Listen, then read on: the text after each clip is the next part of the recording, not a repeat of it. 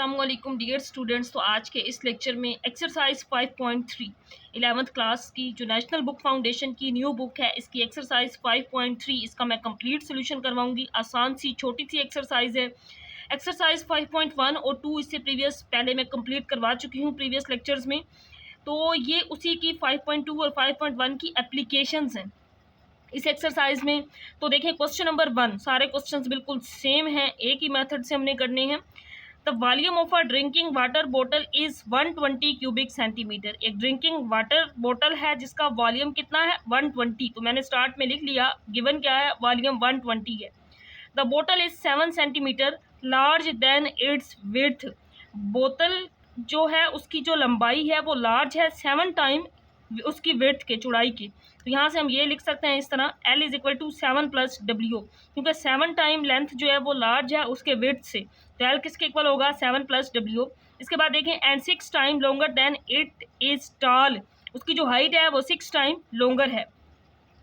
तो हमने अब क्या लिख लेना है यहाँ पे, sorry, and 6 times longer than its tall, और जो लेंथ है उसी की बात हो रही है, लेंथ जो है वो 6 टाइम लॉन्गर है एंड इट्स टॉल, यानी कि लेंथ 6 टाइम है हाइट का। तो हम लिख लेंगे L is equal to 6 time, L is equal to 6 multiply height, यानी कि 6 टाइम हाइट का है। तो अब इस स्टेटमेंट को मैं दोबारा बता देती हूँ जिन स्टूडेंट्स को समझ ना आई हो, हमने ये इक्वेशंस कैसे बनाई हैं। सबसे पहले ड्रिंकिंग वाटर बॉटल है जिसका वॉल्यूम दिया गया है। इसके बाद ये कहा गया है the bottle is 7 centimetre large, उसकी जो लंबाई है वो 7 मीटर लार्ज है देन इट्स विड्थ की निस्बत। तो L is equal to 7 plus W हो जाएगा, W यहाँ पे विड्थ है, L यहाँ पे लेंथ है। 6 time and 6 time longer than its tall, और हाइट से क्या है 6 टाइम लॉन्गर है, तो L क्या है 6 टाइम ऑफ हाइट। तो यहाँ से हम हाइट निकाल सकते हैं।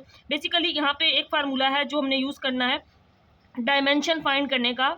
डायमेंशन फाइंड करते हैं हम, वी वॉल्यूम अगर गिवन हो तो डायमेंशन का फार्मूला होता है width multiply length multiply height, जो मर्जी पहले आगे पीछे लिख सकते हैं। तो ये फार्मूला है जो हमने इसके सारे क्वेश्चंस में लगाना है।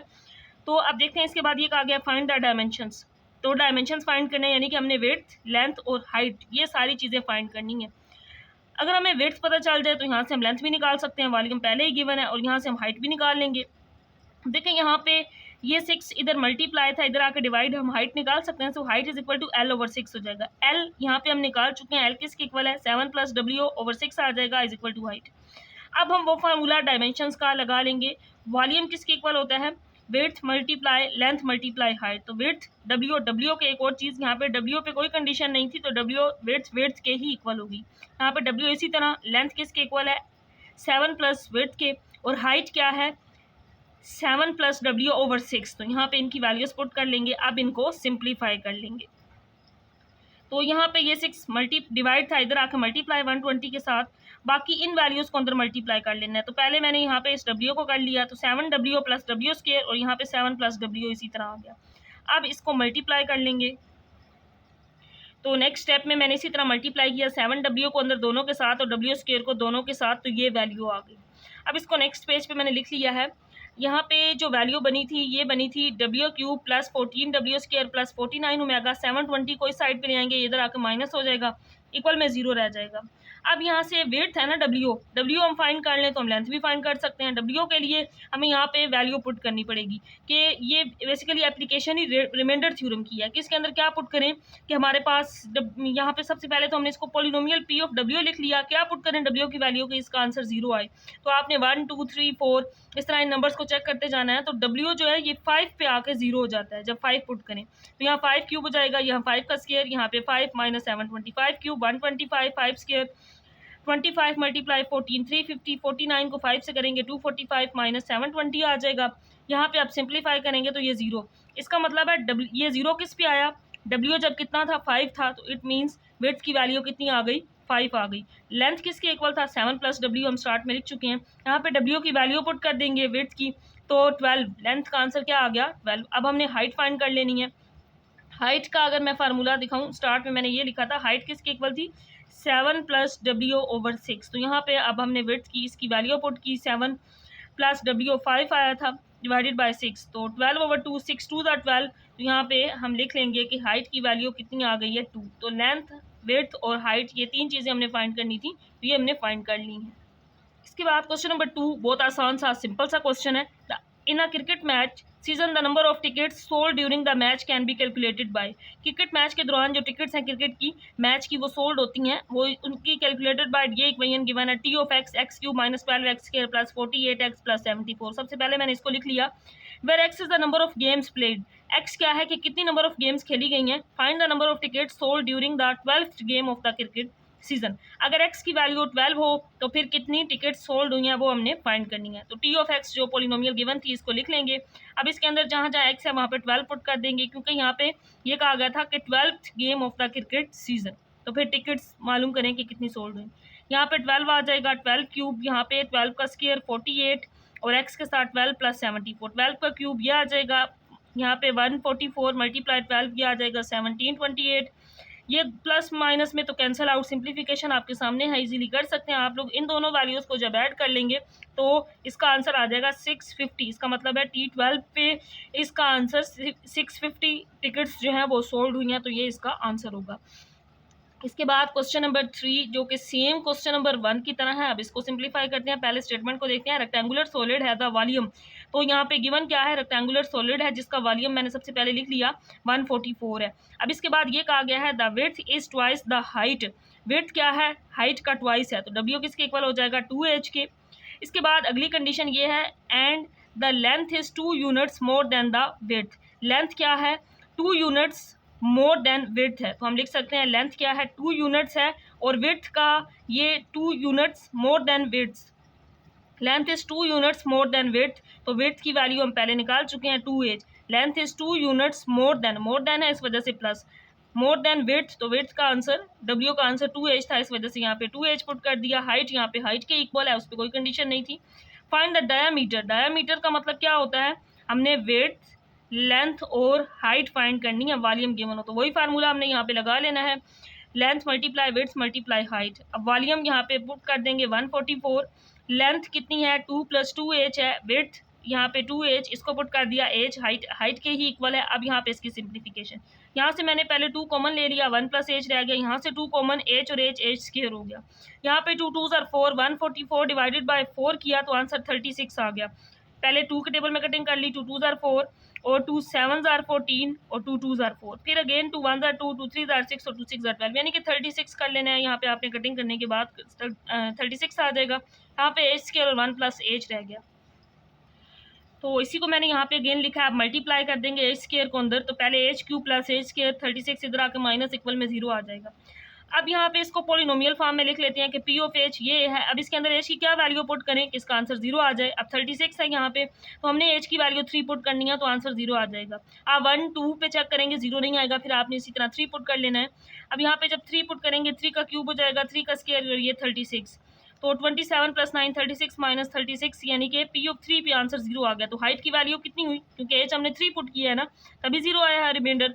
तो यहाँ पे हाइट की वैल्यू 3 आ गई। अगर हमारे पास हाइट आ गई है तो अब बाकी वैल्यूज हम इजीली निकाल सकते हैं। विड्थ क्या थी 2h, यहाँ पे पुट कर देंगे 2 × 3, तो h की जो वैल्यू है सॉरी w की विड्थ की वैल्यू आ जाएगी 6।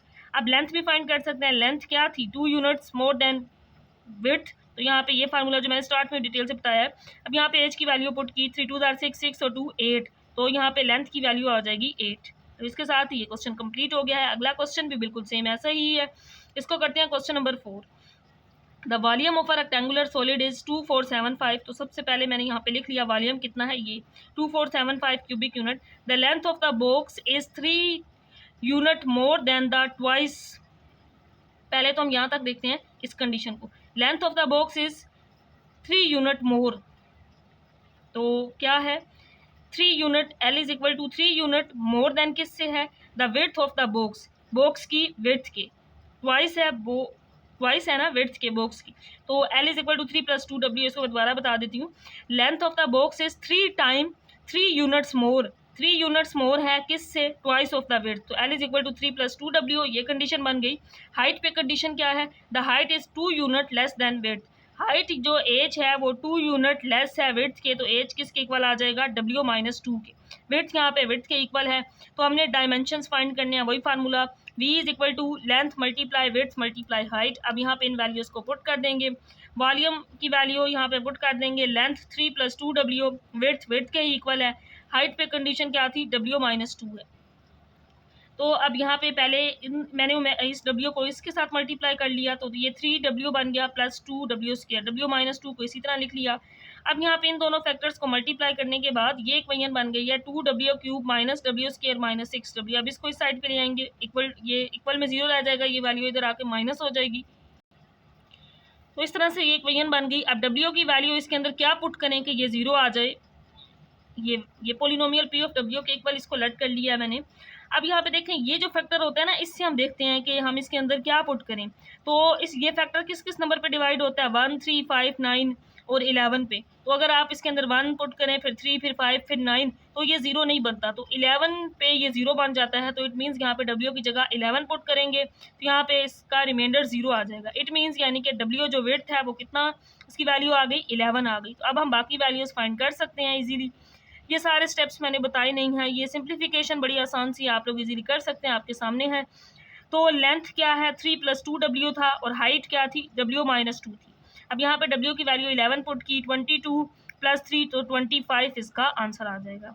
यहाँ पे 11 - 2 तो हाइट की वैल्यू 9 आ जाएगी।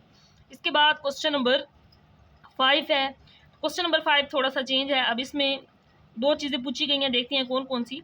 अब इसमें एक आ गया है, the area of a rectangle ACED is represented by. Rectangle है जिसका एरिया बताया गया है, जो कि ये है 6x² + 30, 8x + 56। तो मैंने यहाँ पे सबसे पहले एक रेक्टेंगल ड्रा कर लेनी है, ACED। ये एक रेक्टेंगल बन गई। इसके बाद ये कहा गया है, it's width is represented by 2x + 8। ये होती है चौड़ाई, इसकी जो विड्थ है ना A से C, ये 2x + 8 है, D से E तक भी ये 2x + 8 है। Point B is the mid point of AC। ये जो B पॉइंट है ये किसका मिड पॉइंट है, AC का। तो यहाँ पे B पॉइंट ड्रा कर लेंगे। तो फिर ABFG इज अ स्क्वायर। तो ABFG, ये हम एक लाइन इस तरह से, ये एक स्क्वायर ड्रा कर लेंगे इस रेक्टेंगल के अंदर, ये एक स्क्वायर बन गया ABFG। और B क्या है, AC का मिड पॉइंट है। Find the length of the rectangle. ये जो रेक्टेंगल है इसकी क्या फाइंड करें, लेंथ ACED की। एक तो क्वेश्चन में ये कहा गया है, दूसरा and the area of the square ABFG। तो एरिया फाइंड करना है इस स्क्वायर का। इसकी क्या फाइंड करनी है, रेक्टेंगल की लेंथ और इस स्क्वायर का एरिया। तो स्टार्ट करते हैं क्वेश्चन को। एरिया ऑफ, अब एरिया रेक्टेंगल का गिवन था, रेक्टेंगल की लेंथ फाइंड करनी है। तो फार्मूला क्या होता है, area of rectangle ACED length multiply width. तो यहाँ पे एरिया जो क्वेश्चन के अंदर बताया गया था, ये वैल्यू एरिया है, एरिया की थी, और ये विड्थ, एरिया और विड्थ दो वैल्यूज गिवन है। तो यहाँ से हम इसकी लेंथ निकाल लेंगे, यानी कि एरिया और विड्थ गिवन है तो हम लेंथ निकाल सकते हैं इस फार्मूला से। यहाँ पे मैंने इसकी वैल्यू पुट कर दी, यहाँ पे विड्थ की वैल्यू पुट कर दी। अब इसमें से 2 कॉमन ले सकते हैं, यहाँ पे 3 रह जाएगा, 2 1 2, 2 9 18, 2 2 4, 2 8 16। यहाँ से भी 2 कॉमन ले लिया, ये 2 2 से कैंसल आउट हो गया। अब इसके बाद देखें, लेंथ की वैल्यू हमने फाइंड करनी थी ना, तो यहाँ पे x + 4 इधर आके डिवाइड हो जाएगा, 3x² + 19x + 28 divided by x + 4 हो जाएगा। अब नेक्स्ट स्टेप में ऊपर क्वाड्रेटिक इक्वेशन है, इसके हम इजीली फैक्टर्स बना लेंगे। तो क्वाड्रेटिक इक्वेशन थी 3x² + 19x + 28। तो 19 बनता है 12 + 7 से 19, और मल्टीप्लाई करने से ये वाली वैल्यू जो 28 को 3 से मल्टीप्लाई करने से आती है, वो फैक्टर भी बन जाता है 12 को 7 से मल्टीप्लाई करने से। तो बहरहाल ये फैक्टर्स बनाने आप लोगों को अच्छी तरह से आते हैं। मैंने यहाँ पे इनके फैक्टर्स बनानी है। 3x कॉमन, x + 4 रह गया, 7 कॉमन, x + 4। अब यहाँ से x + 4 कॉमन, अंदर 3x + 7 रह गया, x + 4 इस x + 4 से कैंसिल आउट। तो यहाँ पे लेंथ की जो वैल्यू थी ये आ गई 3x + 7। तो क्वेश्चन का एक पार्ट हो गया कि रेक्टेंगल की लेंथ हमने फाइंड कर ली। अगला पार्ट ये था कि जो स्क्वायर बना है AFG, उसका एरिया फाइंड करें। अब देखें एरिया कैसे फाइंड करना है हमने। स्क्वायर की अगर हम यहाँ से एक साइड, ये चारों साइड्स क्या होती हैं, बराबर होती हैं, तो पहले हम कोई एक साइड निकाल लेते हैं, फिर हम एरिया निकाल लेंगे। देखिए A से C ये क्या है, विड्थ है, A से C ये मिड पॉइंट B था। तो A से C का अगर हम हाफ कर लें तो A भी आ जाएगा। अगर हमारे पास A भी आया तो वही BF होगा, वही FG, वही AG, क्योंकि स्क्वायर की हमें पता है चारों साइड्स बराबर होती हैं। तो अब हमने AC का हाफ करना है, तो हमारे पास पहले AB की वैल्यू हमने निकाल लेनी है। स्क्वायर की एरिया फाइंड करने के लिए पहले हम यहाँ से यहाँ तक AB निकालेंगे। तो AB हम AC का हाफ करेंगे, और AC क्या थी, इस रेक्टेंगल की विड्थ थी, जो कि गिवन थी क्वेश्चन के अंदर 2x + 8। तो यहाँ पे मैंने लिख लिया है, now we find the area of square AC जो कि गिवन है विड्थ रेक्टेंगल की 2x + 8। ए भी फाइंड करना था, ए सी का हाफ था, ए सी डिवाइडेड बाई 2 कर देंगे। तो यहाँ पे 2 कॉमन लेंगे, इस 2 से कैंसिल आउट, तो ए बी की वैल्यू आ जाएगी x + 4। यहाँ से ए बी की जो वैल्यू होगी ये होगी x + 4। अब हमने एरिया निकालना था स्क्वायर का। स्क्वायर का एरिया होता है लेंथ मल्टीप्लाई विड्थ। तो यहाँ पे लेंथ की वैल्यू पुट कर दी जो हमने अभी यहाँ पे निकाली है। क्योंकि लेंथ देखें, इसका क्या मतलब है, अगर ए भी x + 4 है तो ये चारों साइड्स x + 4 हैं, इस वजह से x + 4। इसकी विड्थ भी x + 4 है, इसकी लंबाई चौड़ाई सारी वैल्यूज़ x + 4 हैं, क्योंकि स्क्वायर की चारों साइड्स बराबर होती हैं। तो x + 4 का स्क्वायर इसका आंसर आ जाएगा। इसके बाद क्वेश्चन नंबर 6 है, ये भी सिंपल सा आसान सा क्वेश्चन है। The volume of the box is, box का वॉल्यूम गिवन है। If the length of one side is 5.2, जैसा सेम क्वेश्चन है। If length is one side is y-2, find the other two sides. तो यहाँ पे ये polynomial given थी, y-2 इसका फैक्टर बताया गया था, बाकी दो फैक्टर्स हमने फाइंड करने थे। तो या तो आप इसको डिवीजन मेथड से कर सकते हैं या सिंथेटिक डिवीजन से। तो मैंने यहाँ पे इसको सिंथेटिक डिवीजन से सोल्व कर लिया है। यहाँ से y की वैल्यू 2 आ गई। अब इसको सिंथेटिक डिवीजन में लिखेंगे y³ इसका कोफिशिएंट 1, y² इसका कोफिशिएंट -2, फिर y इसका कोफिशिएंट -1 और फिर 2।